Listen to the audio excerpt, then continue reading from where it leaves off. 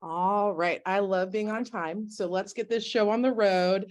Hello and welcome, everybody. First, I want to introduce myself. My name is Kemper Tell, and I am the current secretary for the Carter School Alumni Chapter. And in my day job, I am the executive director and lobbyist for the Kansas Osteopathic Association, where I represent DOs throughout the state of Kansas.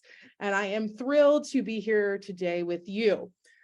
With that said, welcome to Peace Week. It is organized by Jimmy and Rosalynn Carter School for Peace and Conflict Resolution at George Mason University. I personally am a 2022 grad of the GMU Malta program, so I'm thrilled although I never physically actually touched the campus, I am thrilled to be with you all here today. This semester's theme for this week is What Works? Building peace at home and in a world in challenging times. Each semester, the Carter School Peace Week brings together faculty, students, alumni like myself and those on the panel, as well as friends and partners from across the peace and conflict resolution community for week-long conversations around how to effectively address urgent issues of peace and justice. Today's session is hosted by the Carter School Alumni Chapter and features alumni who will share their experiences navigating different career paths for supporting peace building, including non-traditional avenues. We'll start with brief introductions and some prepared questions. Then we'll leave about 30 minutes for questions from the audience. So we want to hear from you. Think about it. What do you want to hear? How you build your pathway to your career? We want to talk about it. This session is being recorded and it will be posted to the Carter School's YouTube channel afterwards. So let's get started. I'm going to do a quick round robin of who our panelists are today, and then they're going to give a little intro of themselves. First, we have Raquel Gonzalez. They are the vice president of the Carter School Alumni Chapter. I have such a pleasure working with them on that board. They are also a strategies, operations, cultural, and DEIJ consultant. Next, we have Helene Hussan.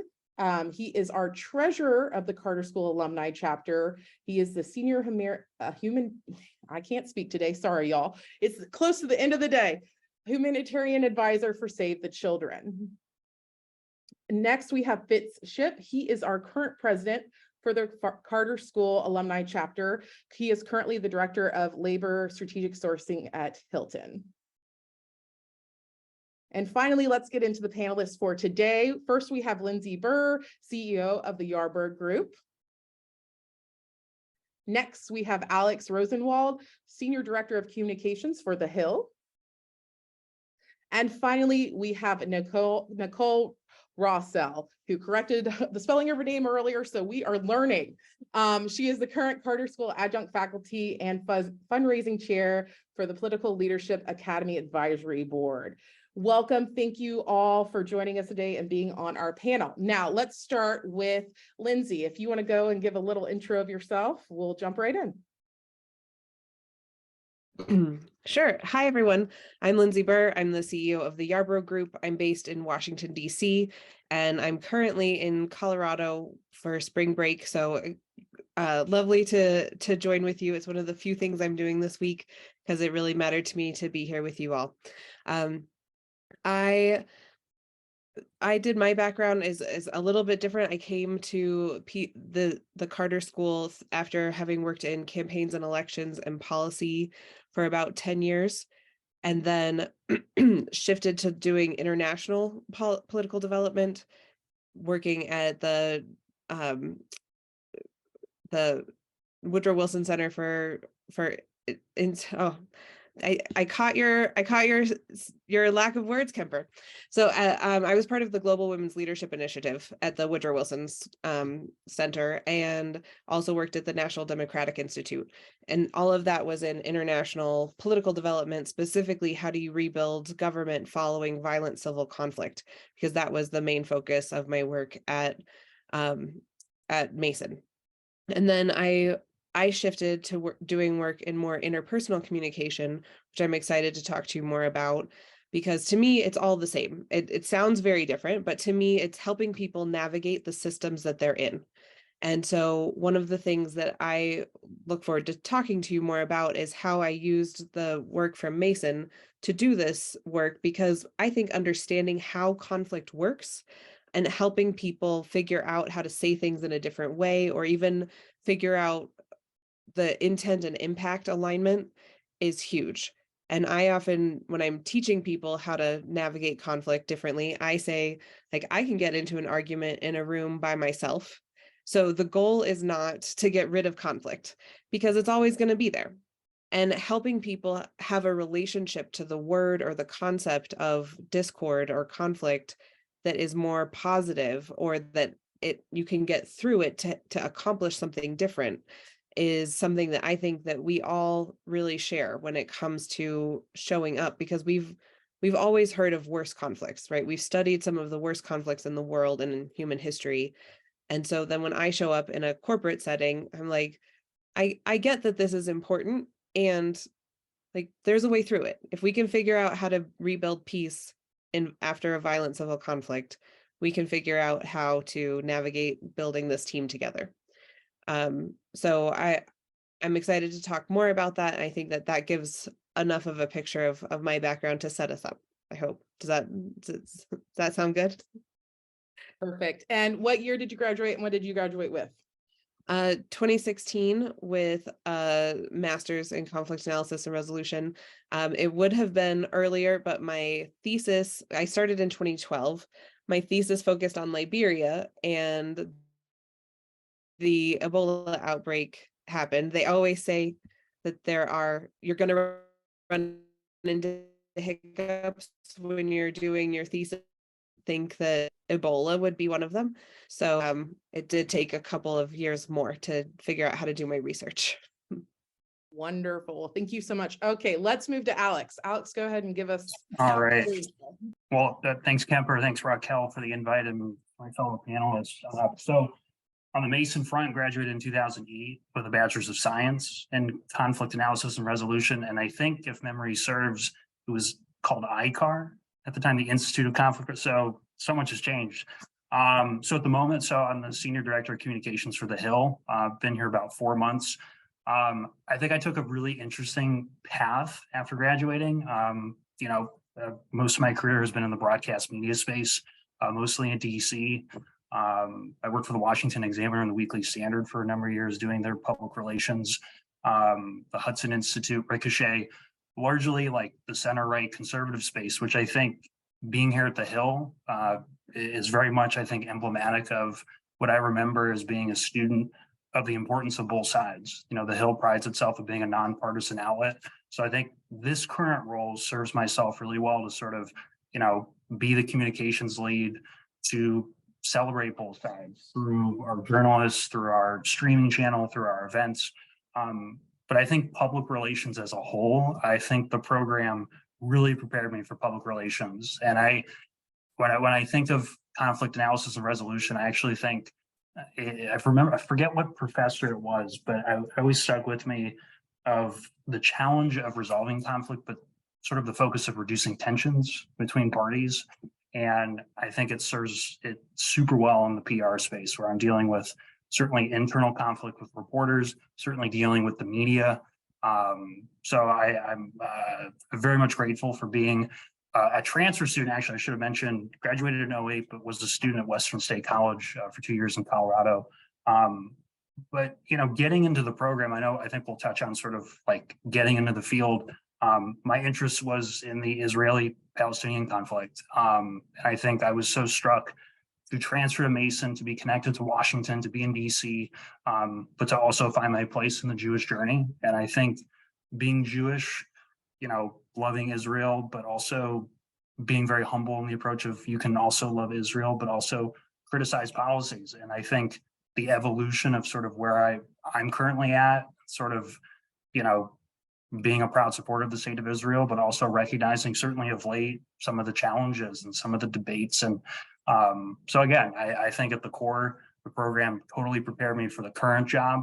But on the sort of religious front, I think, being a Jewish professional in Washington, I mentioned at the beginning, I just recently joined the board at Mason Hillel, which I'm super excited to work with young students who I think share that view, love of Israel, but also, concerned about the current conflict and the political ramifications. So anyway, hope that helps, but I'm excited to be here. Thank you so much, Alex. All right, finally, Nicole, go ahead and give us your intro. Well, thanks, Kemper, and it's a real pleasure to be here with all of you. Ramadan Mubarak to those of you who may be commemorating the month. I am a graduate of the master's program in 2005. Alex, to your point, when it was then ICAR, and I can say fast forward to joining the faculty this past semester, it's been a real struggle to stop calling the Carter School ICAR. Similar to Lindsay, I joined and pursued my academic studies at Mason at a midpoint in my career. I've been, for the last 20 years, working at the intersection of peace building and democratic governance globally, with a particular focus throughout the Middle East and North Africa, and a real passion for working with women, young people, and other underserved communities to sort of lift up their voices and have greater say in decisions that impact their daily lives. Interestingly, like Lindsay and I just learned, we're both alumni of the National Democratic Institute, where I worked for going on nearly 15 years, most recently serving as acting vice president. But last year was a real year of transition for me. I decided I needed to go on sabbatical, and I'll come back to that at several points in our conversation today, and really sort of what it means to be somebody who's supporting peace building, and how you need to take care of yourself, frankly, before you can really ever aspire to support processes or others in their own journey. So I stepped out of NDI last summer, took a 4-month sabbatical, and I encourage you to always, if you are considering a sabbatical, time it with good weather. But then last fall, have engaged in what I would call a pretty significant pivot in some ways, but frankly, preparing for this conversation and a few others, I think I'm coming full circle in a lot of ways. So I was really honored to be invited by the Carter School to join as practitioner in residence and adjunct faculty to pilot, to design and pilot programming and coursework related to peace building program design and intervention, but specifically from a practitioner perspective. I think a lot of you probably came to or would come to the Carter School with, an interest in really delving into what is a tremendous sort of academic and theoretical canon. I wanted that as well. I needed that challenge. But myself, I see myself as a practitioner at heart. And so to be able to work alongside other faculty to develop and now pilot coursework with graduate students has been really meaningful, and to be able to contribute in that way. Having spent 20 years, frankly, focusing on peace building and democratic governance outside of my country of citizenship, last year was also a significant reflection, as the past several years have been, honestly, on what is my personal responsibility as a US citizen to consider doing this sort of work at home. And so I was also honored to be asked to join the board of the Political Leadership Academy. And for those of you who aren't familiar, the PLA is actually housed within the Carter School and specifically works with elected officials across the political spectrum in the United States to support building their own conflict resolution skills as individuals who are influencing policy and practice in governance. It's been wonderful to see all of the through lines, as you can imagine, that I would have seen from my work with political parties at NDI and others overseas, to now see those practices coming home to a society which is deeply polarized and incredibly divided. And so to be supporting efforts that are hoping to support a more constructive dialogue, as Alex had noted, I think has been very meaningful. So I think with that, maybe I'll stop, and happy to share more as we dig into questions. Wonderful. Thank you all again for joining us. I am Kemper Tell. I will guide us through this conversation. And Nicole, if you want to stay off mute, let's just throw a softball question at you first. Why did you decide to do this? Why did you decide to study in this field? And what was your focus then? We can definitely migrate to what it is now, but let's start with going back to our younger selves here. Sure. So I think like I'd mentioned, I came to Mason when I was in my mid-20s, I think. So I actually had been out in the workforce for a few years, working for an international education organization called the School for International Training. I was struck, similarly to Alex, with the Middle East and North African context and the Israeli-Palestinian conflict in particular, and was working with SIT based out of Jerusalem, facilitating an international education program, which, when the second Intifada broke out in the fall of 2000, was understandably suspended. And so I came back to headquarters and spent a lot of that time, really trying to reflect on an intractable conflict, where I had friends across the lines who I cared deeply for, and who obviously care very deeply about their own lives and the lives of their children. I also was thinking quite a bit about what it meant to be an outside observer in those sorts of contexts, and the appropriate role for, a young white American woman in that context. And so for all those reasons, ICAR then really sort of came to the fore as a very natural place to root myself, to dig into theory of peace building and conflict transformation, but also I wanted to be in the Washington, D.C. area because inherently I knew I wanted to be able to connect to the communities and organizations, many of which that are headquartered in this area. And so having that as a jumping off point was very important to me. Wonderful. Alex, you want to take it next? I touched on it earlier, but the studying the field, I think that it's impossible to not talk about the Jewish connection. And I think to be a transfer student in 2006, wanting to join Mason Hillel in conjunction with the program to, use that foundation as an opportunity to sort of, learn more about my Jewish journey.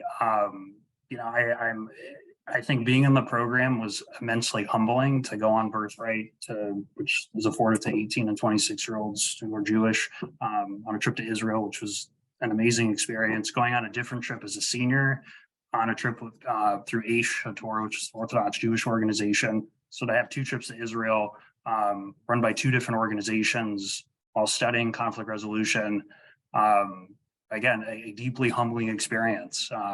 As I said at the beginning, I think the Jewish journey evolution, the political, evolution, very candidly with this group, I was a member of the College Republicans. I've worked in conservative media. I think, recognizing that, again, I think there's a space to be a conservative, to love Israel, but to also challenge it. That's pretty tough. It was pretty tough then. It's certainly much tougher now. But I think my biggest takeaway being in the program is recognizing the diversity of worldview. I think the challenge as a student to embrace that. And again, I think being 36, almost 37, knowing in the professional journey how important it is to present both sides, to be a great listener, to lead with empathy. In a lot of ways, if I don't recognize where I was as a student to where I'm at now. So I would share with this group, I think the strength of the program is really putting different worldviews front and center, different perspectives, cultivating community where, you can bring diverging views together. They may not necessarily resolve the conflict, but again, that sort of reduction of tensions, that if you can bring key stakeholders together to become good listeners, to better understand, it's a big strength of the program. So, but again, I think professionally, the program served itself very well to what I'm currently doing at the Hill. Lindsay, go ahead. Yeah, so I had started looking at grad schools when I was graduating from undergrad at Wellesley in 2005. And I had a college counselor say, why would you pay someone to teach you things that you can go be paid to learn? Right? Like by getting out there and working, you'll learn different things about policy and politics, because I knew I wanted to work in campaigns and elections. And so I did that. And in the meantime, I also traveled significantly. So I had been to over like 30 countries, and not just like layover kind of travel, and really sunk into history and politics and the intersection of when you have leaders who make choices, people's lives are affected. And, and to what Nicole was mentioning, who's listened to, who the marginalized groups are, what that means systemically over time for what a country can become. So all of these were kind of rattling around in my head. And I had lived in DC, worked on political campaigns, kind of back and forth, had moved to Iowa and then California, and was moving back to DC. And the timing of learning that, because I was my husband at the time was in the military, so we were getting transferred back to DC, and it was perfect timing for me to look at graduate schools, because the ones in San Diego weren't matching with my interests, which, knowing what I know now, there probably were more than I realized at the time. But learning about Mason aligned a lot with the things that I knew I wanted to pull together. I knew I wanted to pull together international and domestic. I knew that, to me, I have tended to be more of a choose your own adventure student. I didn't come in knowing I wanted to study, Tunisia following the Arab Spring, even though I did study that for a little bit. Like I follow kind of interesting different topics, and it always shocked me when I would talk to someone who knew, like, nope, this is the conflict I'm going to delve into, and no matter the class, I'm going to keep delving into that conflict, because that's not how I tended to approach things. And so I liked that Mason gave me the chance to choose which classes I was going to be in and really engage in a different way. And I could bring my many layers of interest into whichever research project I was working on. So I could combine international focus and then also domestic focus. I could look at interpersonal dynamics of conflict and also the systemic structural dynamics of conflict.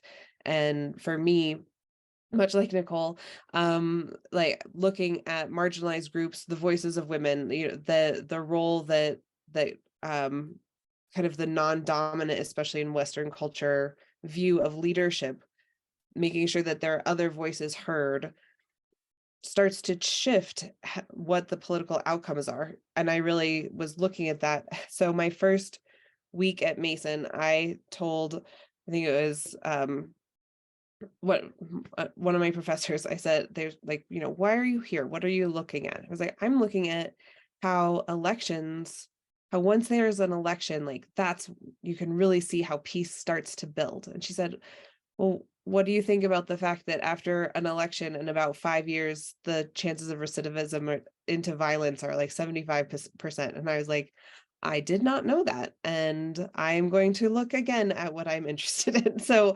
I started with one thing in mind, and it kept evolving because I was able to follow my interests. And I would say that, meeting some of the professors ahead of time and knowing there were sociologists who looked at conflict and anthropologists looking at conflict and economists and political scientists, to me, that was a very exciting intersection, because you can get such a deep difference of opinion and angles when you have someone who's studied economics for their whole life and then they are talking about conflict. They have very different things to say than if you've studied anthropology or sociology. But when you can start to weave those together, for me, when I could start to weave those together to look at what I was interested in, it made every conversation richer, because it would push to look at and add the different perspectives.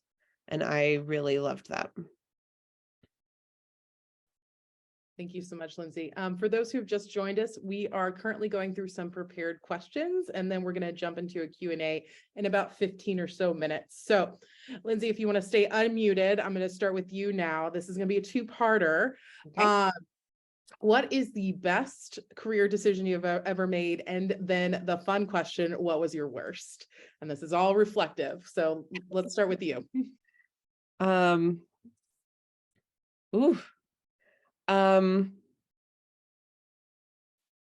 So I have loved so many of my jobs, and I feel like I could really follow my passions into different positions. And I would say almost every job I've ever taken was perfect on paper, right? That it would seemed like it was going to be such a perfect fit. But my very first focus on looking at campaigns and elections to me, totally shifted how I approached pretty much the rest of my career path. So I would say that that was a very important one.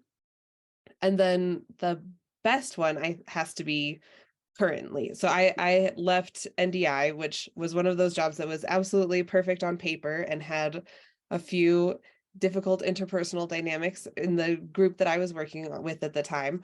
But I left to join my mom's company, which is the Yarbrough group, which I now run fully. And I had asked my mom, I guess when I had just graduated from undergrad, oh, can I join your company? And she was like, no, you have to go get experience first. And kind of coming full circle 15 years later and joining the company meant that I now can step in and make the company focused on international political development, focused on interpersonal conflict in a different way. There was a lot of focus on diversity and inclusion, and I can hone it with the experiences that I've had living in DC. And to Nicole's point, like being in DC is such a specific community of people that are so driven and so passionate. And so the thought that now in my current role, I get to support them in doing the work that they love, and I get to help them do it more smoothly and better, like, is just incredible to me. Because it's kind of like every group I work with, in a different iteration of my life, I could have been working there. I could be working in political development or working in domestic policy, but instead I get to work in all of them and support the people who are doing it with using my expertise to support their expertise. And it gives me goosebumps actually right now to even think about it, because I just love it so much. The worst job, this again, perfect on paper. It was perfect on paper. It made total sense at the time. I don't know if anybody hails from Iowa. Moving to Iowa was not the best alignment for me. And I used to say I could live anywhere for a year. And after living in Iowa for a year and a month, I could live anywhere for 6 months, I think. The dynamics on the campaign were very complicated. It was 2010, which was a really rough year for Democrats, and I was on a reelect for a member of Congress. And everyone was really scared. And our campaign should have been a cakewalk. It should have been one of the ones that nobody even talked about, because it should have been in the for sure column. And the choices people were making because they were scared kept affecting what I could do on the ground in a way that I never could have predicted and never could have seen coming. And it was rough. It was really rough. And I actually quit at one point. I quit it was after Labor Day. No, before Labor Day. So if you know campaigns, like, so when it's starting to heat up, I quit. I got a job on a different campaign and I was ready to pack up and leave. And they said, please don't go. You know all of the pieces and we cannot do this without you. And I was like, then you also have to admit, like, then you have to listen to anything that I say. Because, like, you don't have to do everything I say, but you have to at least listen and ask me questions before you make decisions about where we're going to put funding for ads and things like that. So it was rough. The second I crossed the state line leaving Iowa, I took a picture with my old Casio camera because I was glad to be leaving. And it wasn't the Iowans, except they were very used to campaigners. So I was an outsider and it was always going to be. And so to me, it was a good learning that it matters to me to live in a place that has people who come and go more often. I loved living in Boston, DC, San Diego, even Colorado. I didn't realize that having people from a lot of places who are coming and going creates a community that is one that is very welcoming. It's not that everyone is your person, but people are more likely to say, oh, come on in and, like, let's go do this. So I left Iowa with a couple of very close friends rather than a whole group of people that I keep in touch with, which is different for me because I tend to really enjoy people. So I think that it wasn't a terrible career decision because it worked out, but it was a pretty rough job. Thank you so much, Lindsay. Nicole, you go. Two-sided. So best and worst. This probably sounds a little too self-promotional for the Carter School, but I have to do it anyway. I mean, I think the best decision I ever made, honestly, was joining the program. And when I enrolled in the master's program, I also, because I was terrified of having debt, also took on a full-time job working for the then director of the program, Professor Sarah Cobb, who has just retired, for those of you who are in the program. And this also will link to a piece of advice that I have. Sarah appointed herself as my sponsor and mentor. And I think that's been something that's been tremendous in my career and opening doors with the organization I joined immediately graduating from the Carter School, and then opening doors with NDI and others. But coming to the program, sort of, as others have said, sort of opened the aperture for possibility, I think, in terms of how I could contribute professionally. I have some of the dearest friends today that remain my sounding board, and those folks that you can call at sort of 3 o'clock in the morning when something is going wrong, all who I went through the program with. So yeah, I think it was by far the best decision I've made. The worst professional decision I've made, I have to provide a little bit of context. I actually joined NDI in the spring of 2006. And I joined their Iraq team based in Baghdad as a round of sectarian violence was really beginning to unfurl in some terrifying and horrible ways. So it was a very hard and challenging time to be there. And so many people were struggling with violence on a day-to-day basis. And at a certain stage, the NDI team actually lost 4 team members in the midst of the political violence. And as I was leading the civil society component of the NDI team at that stage. And so as part of the leadership group for the NDI team, was responsible for sort of helping to manage that crisis and that trauma for the team, for our staff. And I'll be honest, at the time, I was in the midst of, sort of my own reaction to the situation, was not willing to sort of focus on how impacted I was by the trauma of the event and being thrust into such a leadership position, coming under such strain I think then I was 28 or 29. And so I say that because I think engaging in this space, you're dealing with very human, very real issues, very tremendous vulnerabilities, tremendous sensitivities, and to respect and respond to that with the communities in which you're working is one thing, but to also be really honest about how trauma is informing you is equally important, and that's something that I was not very good at in the past. Yeah, that's a wonderful point in all of our careers, I'm sure, and everyone watching this is be aware of the impact on yourself as well. Alex, let's round this question out. Best and worst career decision you've made so far? Yeah, no. So the best one is the current job. I love being at the Hill. To give some context, so the Hill was acquired by Nexstar Media Group in 2021, which is the largest local TV station operator in the country. So 200 stations. Nonpartisan, the Hill nonpartisan, News Nation, which is the cable network within Nexstar, all nonpartisan. And so again, I'm in this unique position to do comms for a group that is focused on presenting both sides, to have straight news reporters. Again, I talk often about humility, and I feel the humility in this job is, for the first time ever in the career, to work with a race and politics reporter and to work with reporters who cover issues that, again, I think being in the center-right space for a number of years, there was no race and politics reporters. So to be in this position, to work with Cheyenne Daniels, who's the race reporter, is terrific. She did a great event in February for Black History Month, presenting both sides. Byron Donalds from Florida.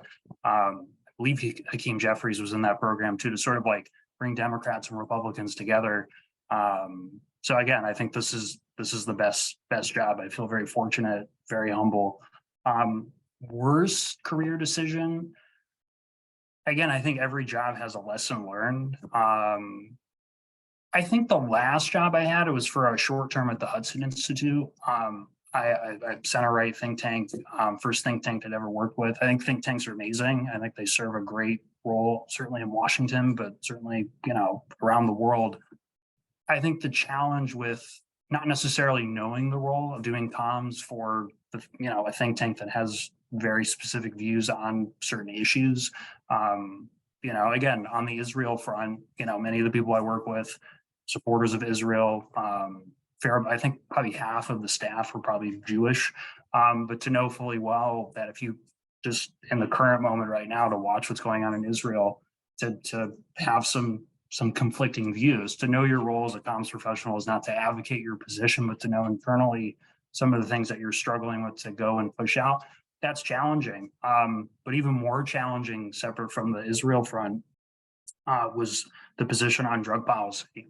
The person who ran Hudson, who I deeply respect, and I know we're very much in a safe space, was, I think, the drug czar for President Bush, very much a supporter of incarcerating people who smoke marijuana. I believe in the legalization of marijuana. So to watch that kind of position, to know that, there's two sides to that coin, that was hard. So I don't think it would necessarily classify as sort of the worst decision I made, but I think in the moment, a very challenging one. So I had started Hudson in August of last year, and the Hill called about a month later. So whether it's divine intervention, Bashar, luck, something, I was very lucky the Hill called.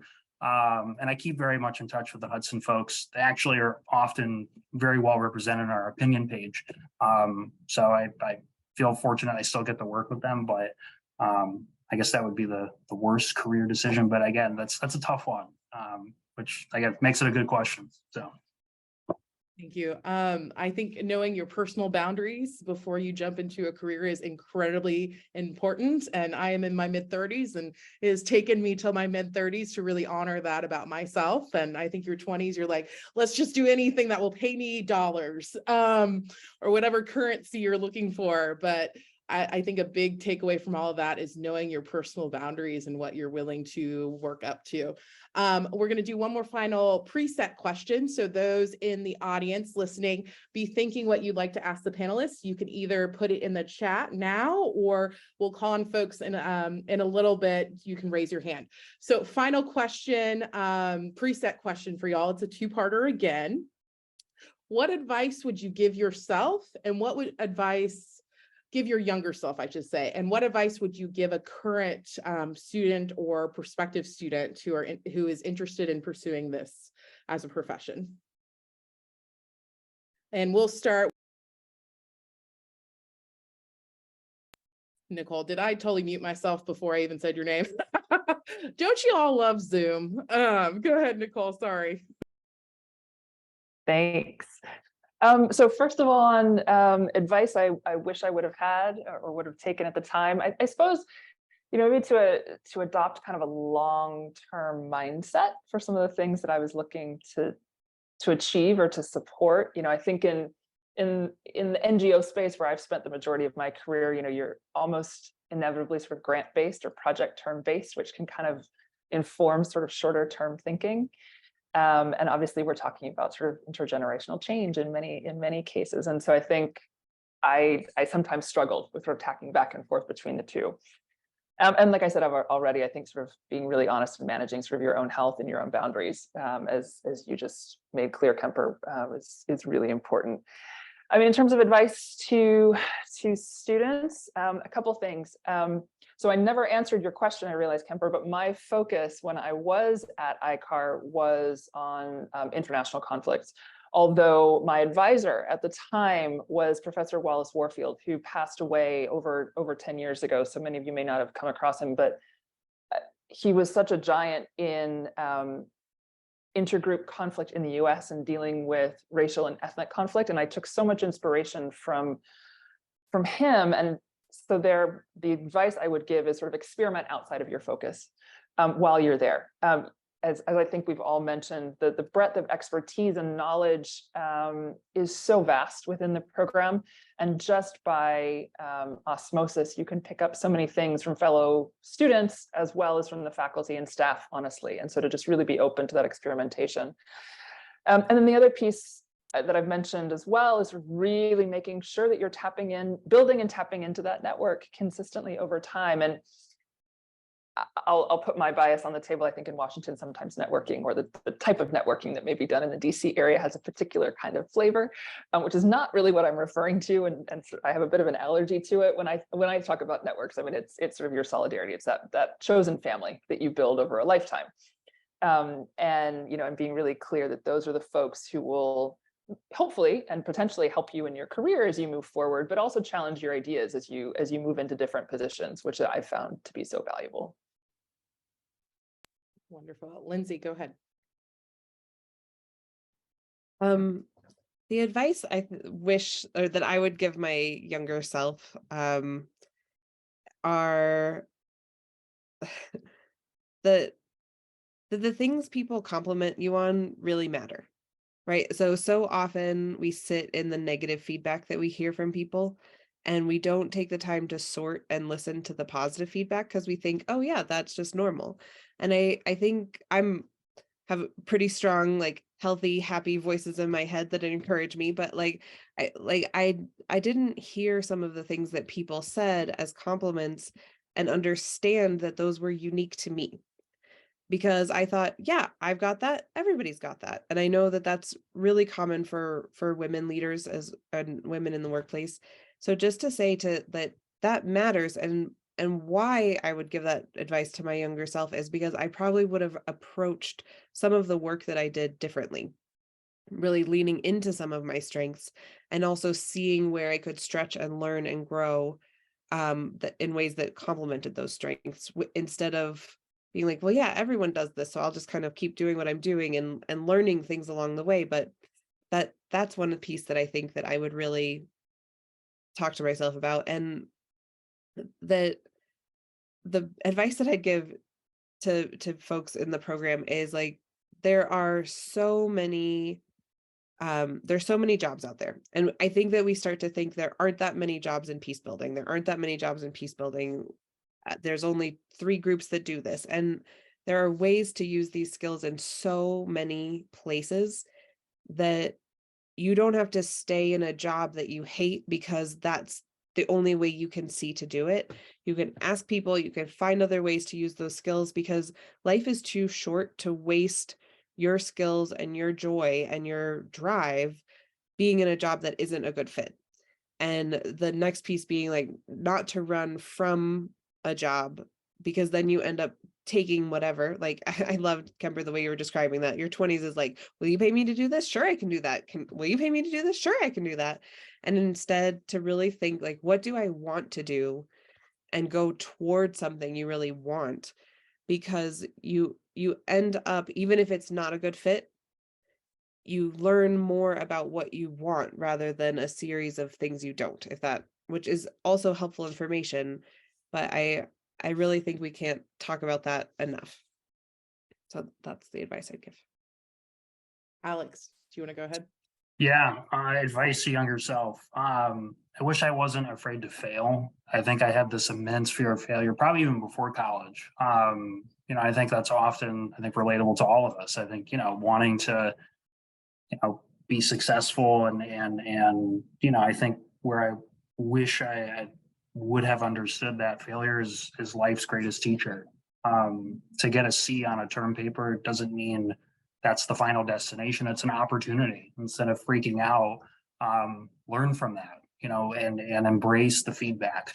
And that constructive criticism is a phenomenal teacher. So I think I wish I didn't have the fear of failure. Also wish I had more of kind of a self-deprecating sense of humor, I think, in things too. I think the importance of laughing at oneself, I think would have served me well, to just, again, embrace those failures, embrace, the sort of insecurities, the vulnerability of just, we're all human.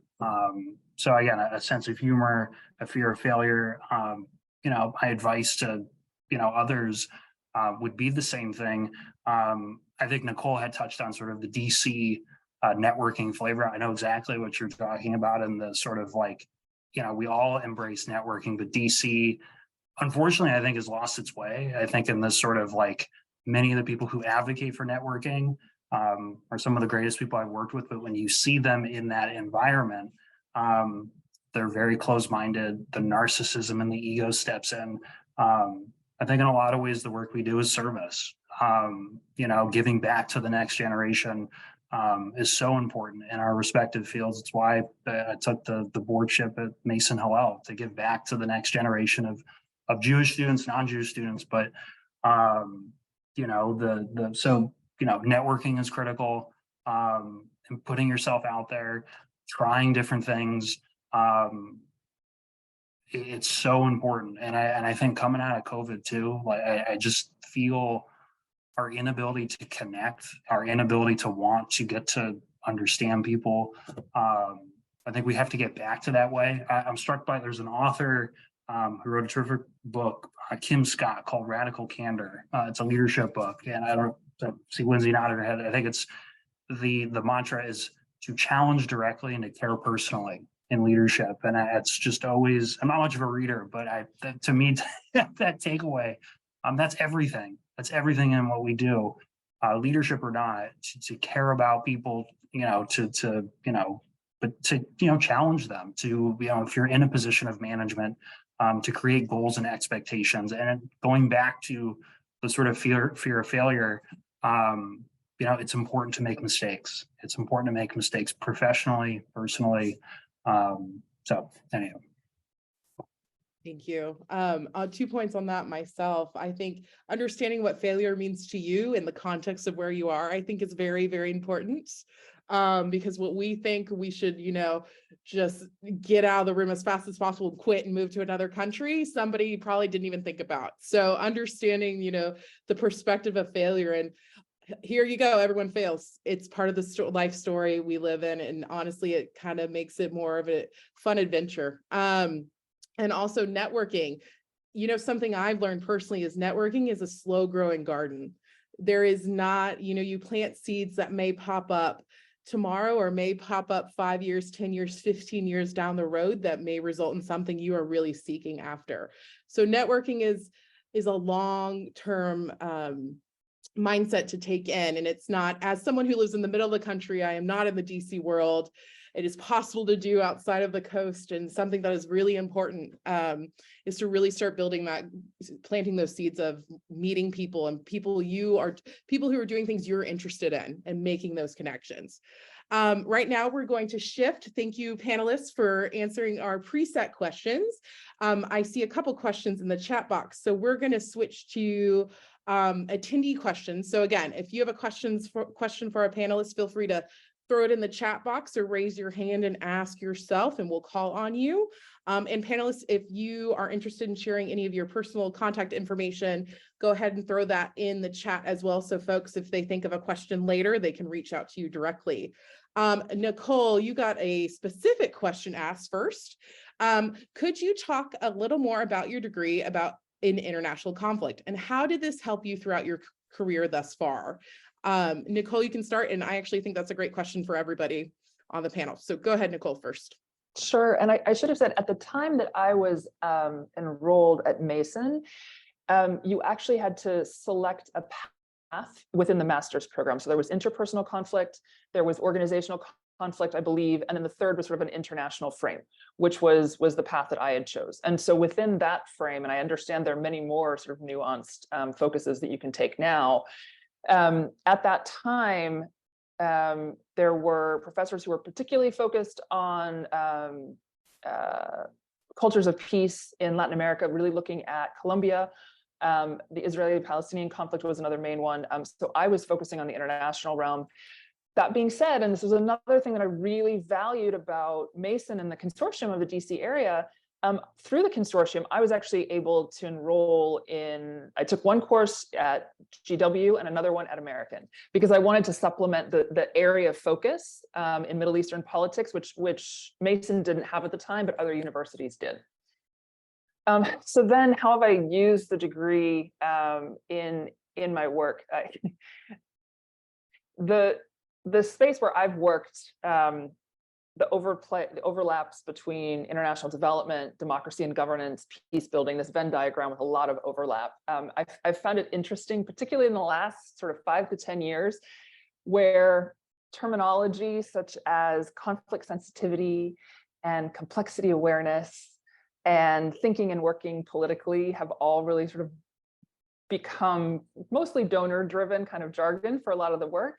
And every single time when I dig into those policy notes that someone spent quite a bit of time researching, I go to the footnotes and I see all sorts of references to first source readings that I was doing at Mason, and very similar sorts of approaches that faculty and students were taking in the master's and PhD research that they were doing. So those through lines have been pretty consistent, even though I don't, let's say, bill myself as a conflict resolution or peace building expert. Great. Lindsay, do you want to expound on, talk about your degree specifically and how that's helped you along? Yeah. So like I mentioned, mine was more of a choose your own adventure. So by the time I was at ICAR, it was SCAR, and it was not yet the Carter School. And at SCAR, you didn't have to choose a path that was that clear. In fact, I would have liked to have known the classes kind of classified that way, because I think that would have changed the adventure I was choosing. But one of the things I really liked, I wrote a paper in one class about voting machines in a very specific county in Ohio, and how they were, and this was after the 2008 elections, and how people were looking at those and the conversations that were being had. And then I did a paper about tradition and modernity in Tunisia, and how they navigated it very differently following the Arab Spring than Egypt did. And that actually turned into a keynote that I gave at a conference, talking about the history of democracy and how we need to navigate it differently when we're coming to countries that have different backgrounds, and how do we really look at that, and how do we talk about that, and using that lens of multinationalism to delve into why conflicts happen. And then also looking at how do you rebuild, how do you navigate justice and mercy following violence or conflict, which to me is all these same dynamics play out in interpersonal dynamics. So if you're a high functioning team and you're trying to figure out, hey, we're really more diplomatic, how do we say no? And how do we say no kindly? How do we say hard truths kindly with each other? That's a different question and answer in a law firm than it is in a group of diplomats. Like or working with unions. So because I work in all these different settings. And by hearing more stories about different conflicts, like just the more examples for me that I can pull from means that I might have a paradigm connection that works for this group or that group or this person in that group, so that everyone feels seen and heard. So I think about that a lot.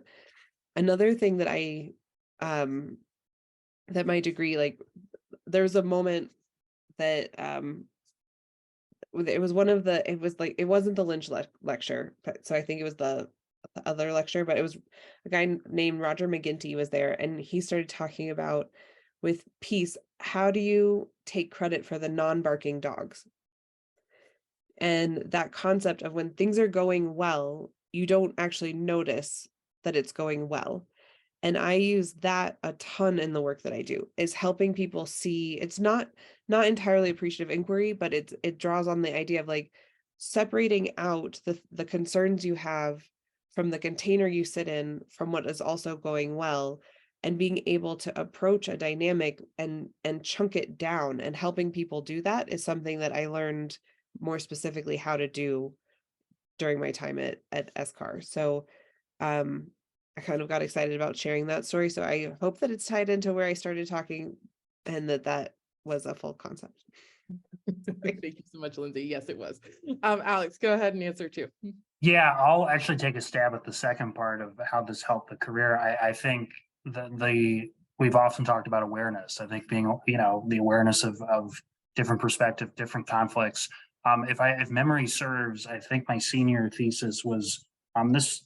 I think was shortly after I got back from the Hasbro fellowships and learning a little bit more about what was going on in Sderot, of rocket attacks from Gaza into Sderot, taking a stab at writing the paper. And I remember it again, being a very grounded and humbling experience to recognize the importance of talking about it. The focus, if I remember, was, the psychological trauma of what that was like to live in the community of Sorow, to have daily rocket attacks, but to also understand the other perspective and the other side of what was going on in Gaza, and understanding those communities. And, I think probably resisting, I think the constructive feedback, again, talking earlier about sort of like this recognition of, I wouldn't necessarily call it failure, but I think a weakness on my part at the time to make that an amazing thesis paper would be to present both perspectives, both sides, to talk about what was going on in Sorow, I think matters,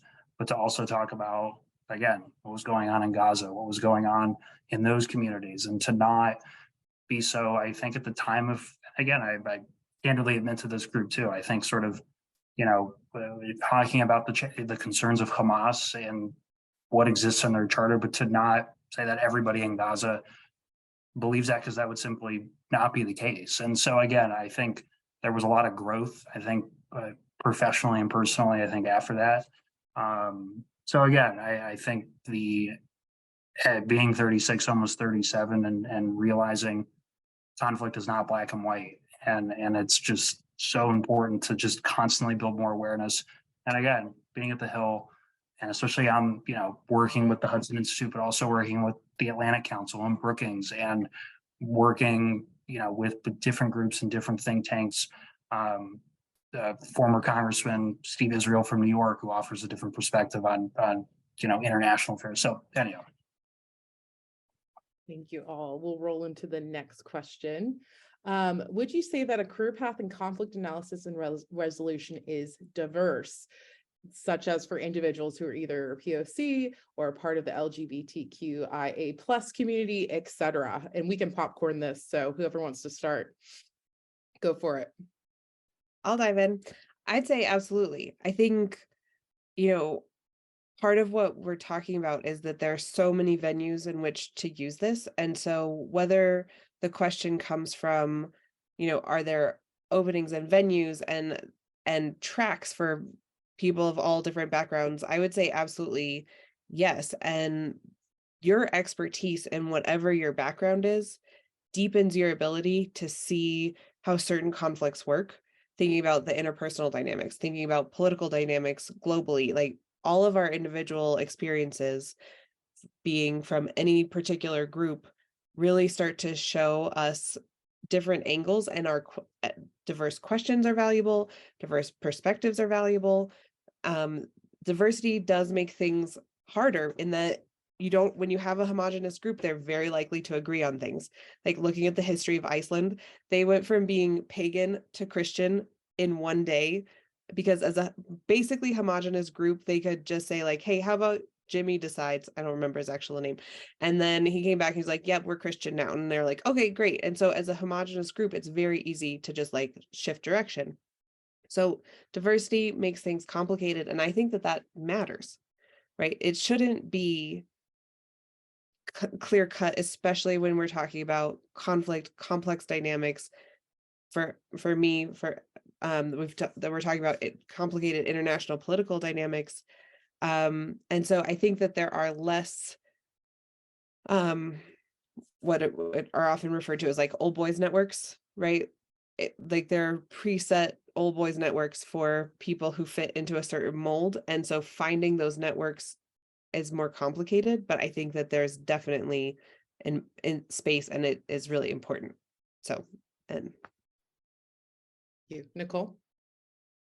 Completely agree with everything Lindsay said. And just to add another anecdote, when I was building out the syllabus for the course that I'm piloting now on peace building, design, and evaluation, I sort of went back to some of the canon, and surprise, surprise, what did I find? Nothing but writings by very well-intentioned and intelligent white gentlemen.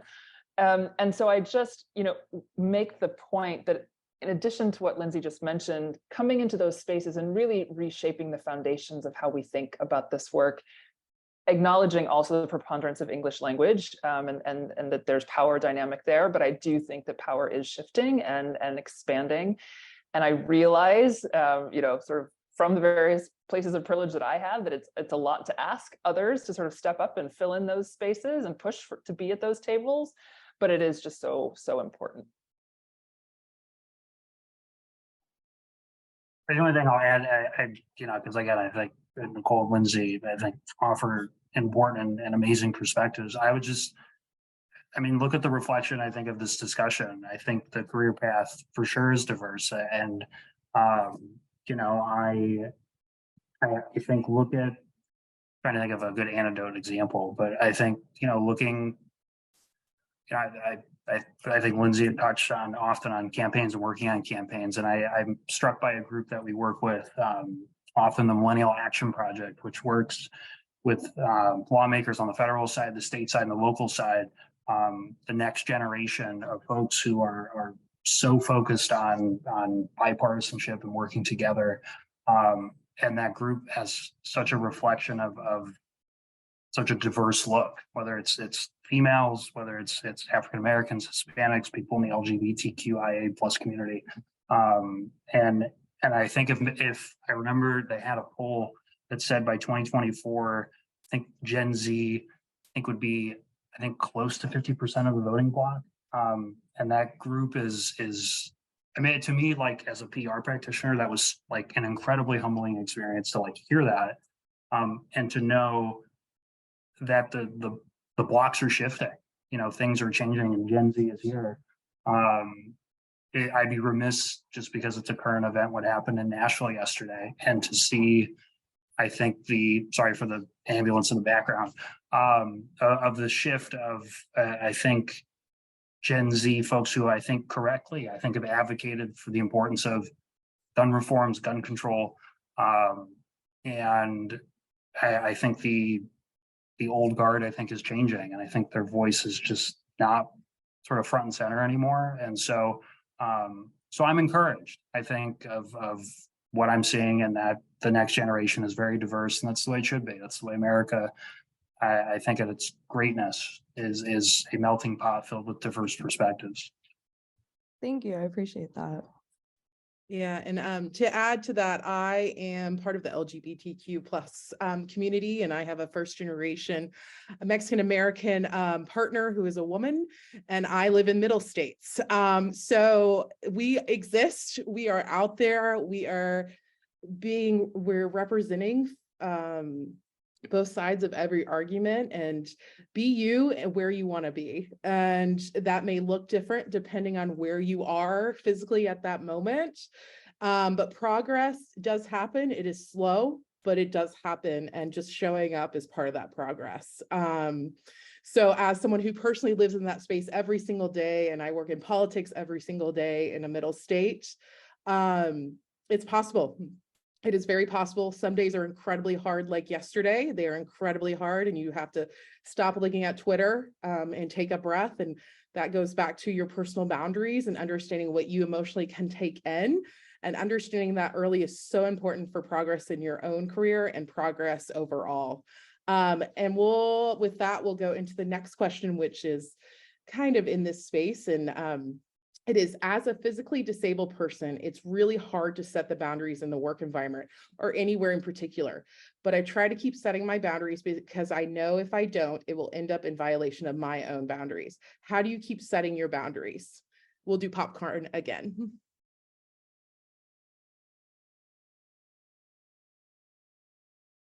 Who would like to start?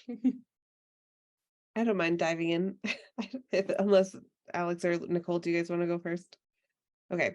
I think about boundaries. So I do a ton of work in the polarity space. I did a 2-year mastery program that after Mason, and I've written a couple of articles in different, there are chapters in a couple of books. And so the idea that you hold 2 truths at the same time for the health of the system.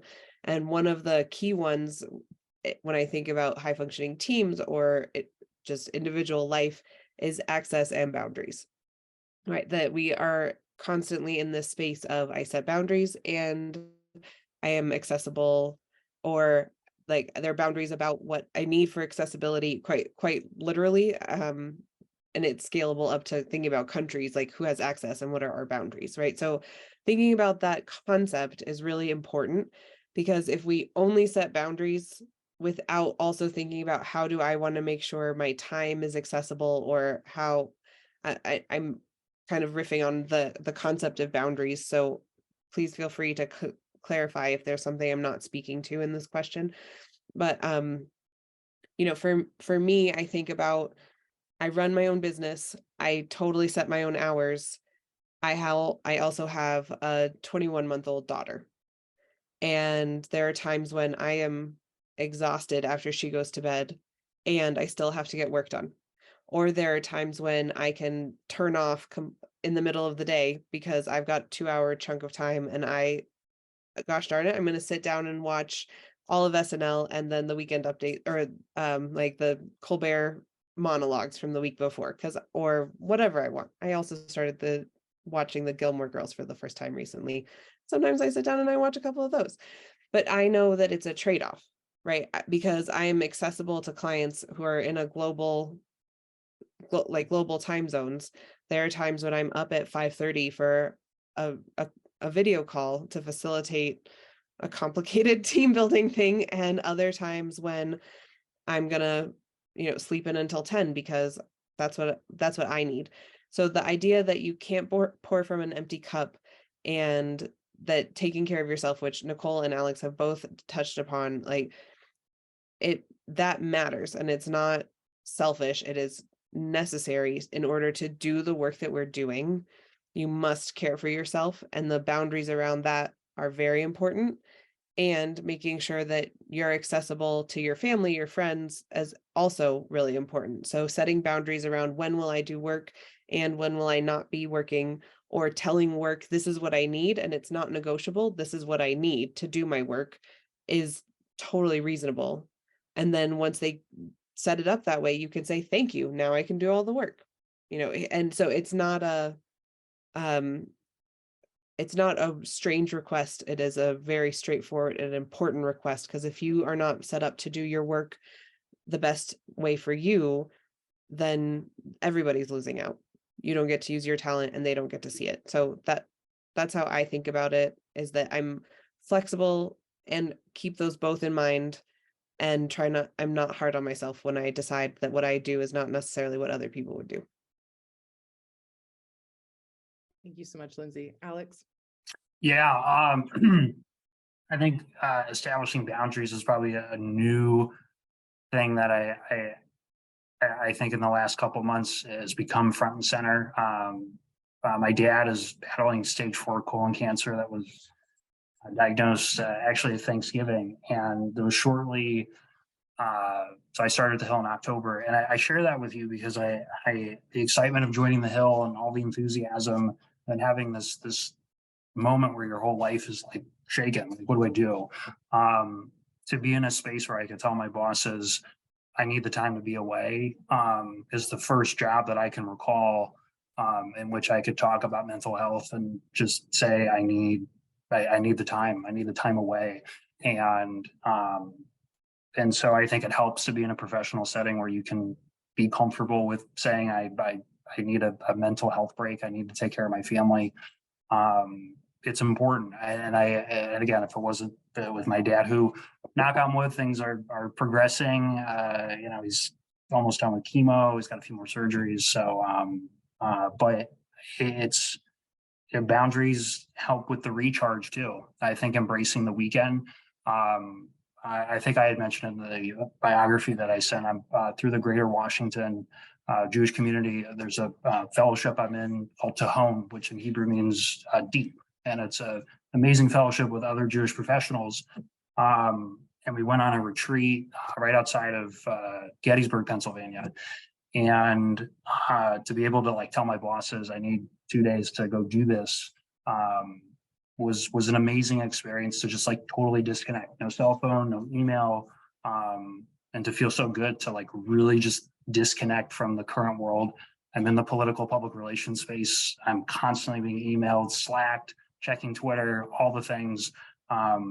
To force myself to have a 2-day sort of disconnect was an amazing experience. To also learn what meditation feels like. I think it's often something we all read about. Perhaps some of us are better practitioners, certainly than myself, but to experience that during the fellowship and to try to bring that back into the current environment I'm in is really important. And I feel like I'm better at my job. I feel like I'm a better wife, or excuse me, better husband, a better supporter of my wife. I think a better member of my community, to my family and my friends.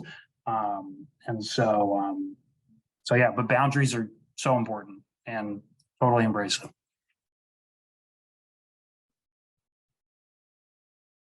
Nicole, any thoughts? Just very quickly, I mean, I think Alex shared sort of beautifully a point that I was going to make, which is, to be honest, that, you know, sometimes your boundaries and your needs are going to need to change as your life circumstances change. And acknowledging, sort of knowing what your boundaries are and then confidently communicating them can also sometimes feel like a challenge. And so just on that point, to, you know, be attuned to others in your space, either at your job or in other parts of your life who you really see communicating in ways that you want to try and learn from, and just getting together with those individuals to help, you know, whiteboard how you might handle your situation, sort of always drawing on help. I think this has been another sort of underlying theme. In addition to taking care of ourselves, it's also just being willing to ask for help at any step along the way. All great points. I also think being vocal.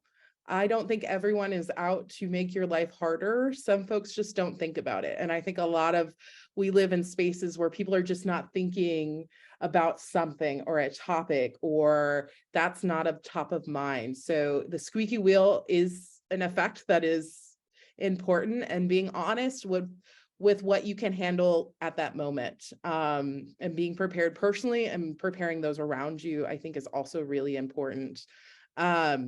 And knowing what spaces you can't be in, no, you can't be in every space. There's spaces I can't work in. I'm sure there's spaces that the panelists can't work in, and knowing that. And when you start seeing those signs, starting making a plan of where you should go. And with that, Rachel, I see your hand, but Lindsay, go ahead and finish this up and we'll move to Rachel.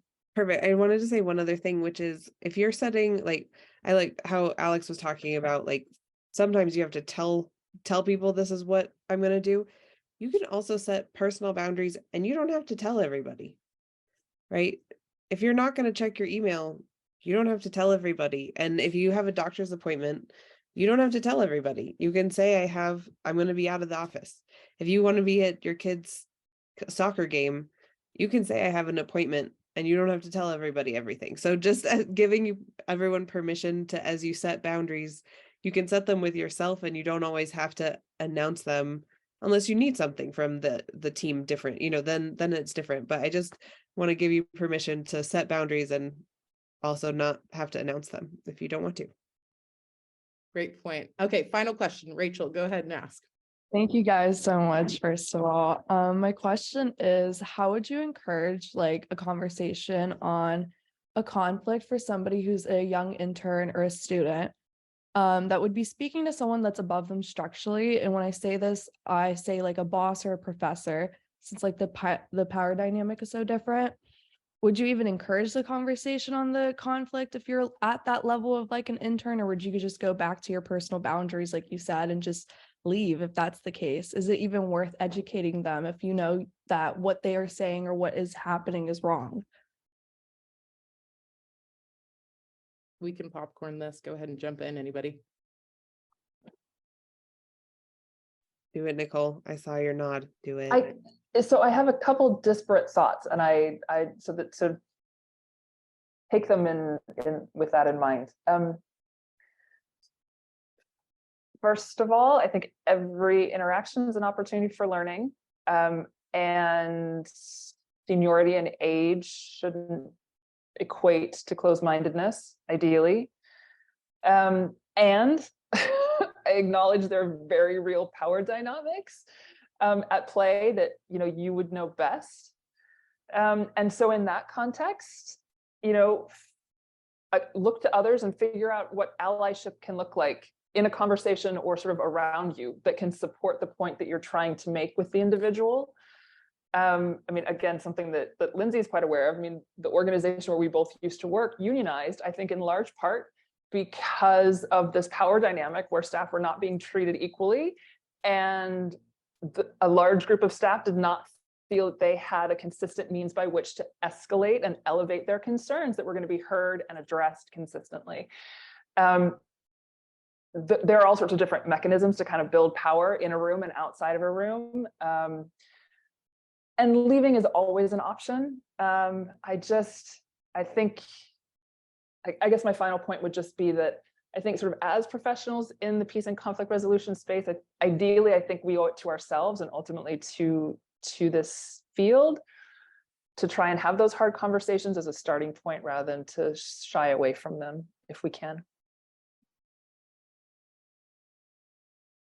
The thing that I would add to that, I totally agree. I think that conversations where you're giving feedback and requesting change really matter, and the power dynamics in play are there, and to be honest about them, but they shouldn't stop the conversation from happening. So the two things that I would say in that situation is, just like with any feedback in a situation, is that you want to give constructive feedback privately and positive feedback publicly. And so to think about if the roles were reversed, how do you want to receive feedback? It's like knowing the system that you're in and setting that up clearly, and then also being really clear on your specific goal or request, right? Like being very clear about it. And one of the things that I really appreciate about the conflict training that a lot of us have received going through the program is, when you're clear on your goal, and if the goal is I need them to hear that it's not okay and I want this behavior to change, like to be clear about that. Or is it that you want to empathy because you want them to understand your experience? Because that is a very different goal and takes a lot of different work to get someone to really understand deeply the experience, as opposed to this is what's happening, please refrain from doing this, right? So one is like, what is the emotion that you're bringing into it to make sure that it matches with your goal? Because it can be so hard, especially when we've been marginalized or pushed aside, or there's a power dynamic that needs to be addressed. So I'm happy to talk about that more too, if you want to email. So Thank you, I appreciate that. Yes, I'll just, because I not to add too much, because I think the two responses from Nicole and Lindsay are spot on. I think, Nicole, you had said sort of every interaction is an opportunity. I totally agree with that. And I guess in my mind, again, it could be applied to, professionally in this instance. I think we're often conditioned to feel like we have to say things a certain way or feel like, this is the way I think I'm supposed to say things. So I think the importance of, we often hear about vulnerability. I think Brene Brown, who, again, I think it just is like an icon in this space of really being open and honest and vulnerable. I think it's easy to conceptualize. I think it's hard to practice it. And I think especially professionally, because I think privately with our friends in our community, it's probably a little bit easier, not all the time, but I think professionally that's hard. I mean, that's hard to be totally vulnerable, totally open. And I think the shift is happening where I think vulnerability is a part of professional growth. I think it's important for organizations. I think it strengthens companies. I think often the best colleagues are those who can be totally upfront and honest and feel like they're in a space where they can speak up when things are wrong. And very candidly, this is, I think, the first job I've had that has a true human resources department, which is mind-blowing, because when I share that with people, they're like, that's crazy. It's important to have an HR function in a company. And I think they play a really critical role in making sure people are comfortable, employees are comfortable sharing feedback with their bosses, and bosses being better managers. So anyhow. Thank you. Thank you so much for that great question, Rachel. All right, we're about to wrap up, so I'm going to let each one of our panelists give us some, final thoughts on careers in peace and where they came from and where they're going. I'm going to start with Lindsay. Great. I think my final thoughts are just go for it. You know a lot. We often start to think that if we know it, then everyone must know it. And that is not true in this space. And, or rather, once you get out of the space. And that one of the biggest strengths that this work and background gives us is the ability to see different perspectives and be creative when it comes to problem solving, right? If you know anything about one particular conflict that you've done a deep dive in, it pivoted because someone could see a different outcome, could see a possibility, or could come to the table with a, okay, we've said no to this, but how about, and just to keep on with the creativity and the problem solving. And the more perspectives you can learn about, the more perspectives you can bring into the work you do in any setting, and to not take that for granted, because that ability is something that you learn at Mason or at the Carter School. Nicole? I suppose sort of my final thoughts are really sort of to just sort of summarize some of the key themes that I really heard come through from Lindsay and Alex, which is, I mean, embracing this space, this work, and really sort of a life path. Honestly, I mean, I don't see a lot of, at least in my world, I don't see a lot of distinction between my work and my personal life. It's all sort of moving in the same direction, and sort of leading with humility. Constantly injecting creativity and being willing to take risks or fail and learn from it. And then having compassion for yourself and for those in which you're engaging, I think is sort of key. And then just a final point that Alex made that I think is so important. This really is a mission of service. And I think if you embrace and adopt that idea, it helps sort of refill the cup over time when it does sort of feel a bit bleak. Which it can do on many days. Thank you, Nicole. Alex? Yeah, I would, so many amazing thoughts. And I think being on this panel, I'll admit to this group, I was a little nervous to be on this panel because I do think the breadth of experience between Lindsay and Nicole is extraordinary. And here's this like media journalism PR guy. And so I again, humbled to be at this event, to speak to the audience here, to hopefully, help impart whatever wisdom or tips. But I think I'm often the one thing, like, I think that's coming top of mind to this is really to stay connected. And I think in the work I'm in, I meant what I said about service. And I think the work that we're doing at the Hill, I'd love to stay in touch, certainly with my panel, but also to this audience of what we should be doing at the Hill. I think to make the pitch of what we're trying to do here really is to present both sides. And so I think in particular to offer voices that are not heard in our media, especially in this legacy media that I think is often the same talking heads on the left and the right, and many of whom, I've worked with, who I know, who are good friends. What about the plethora of other voices that need to be heard, that need to be part of the conversation through our opinion pages, through Hill TV, through our events? So I'm a big LinkedIn guy. I'm a big Twitter guy. I think you all see that, how much I love tagging people and things. I mean it, because community build, this is where social media, I think, has been wonderful. Often it is not necessarily a good story right now. But I think LinkedIn and Twitter can be beautiful platforms that can bring people together. So please let me know how I can be helpful to all of you. So. I think it's very clear that there is not one path for the degrees you would get. You are going to get.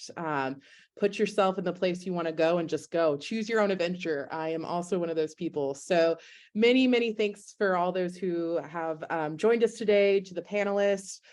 If you'd like to learn more about serving on the alumni board, or being featured in or helping to organize a future charter school alumni event, email our chapter president, Fitz Ship. His info is in the chat.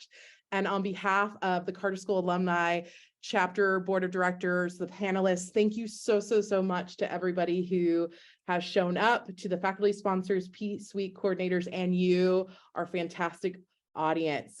Thank you so much. Please reach out if you have any more questions, and have a wonderful week.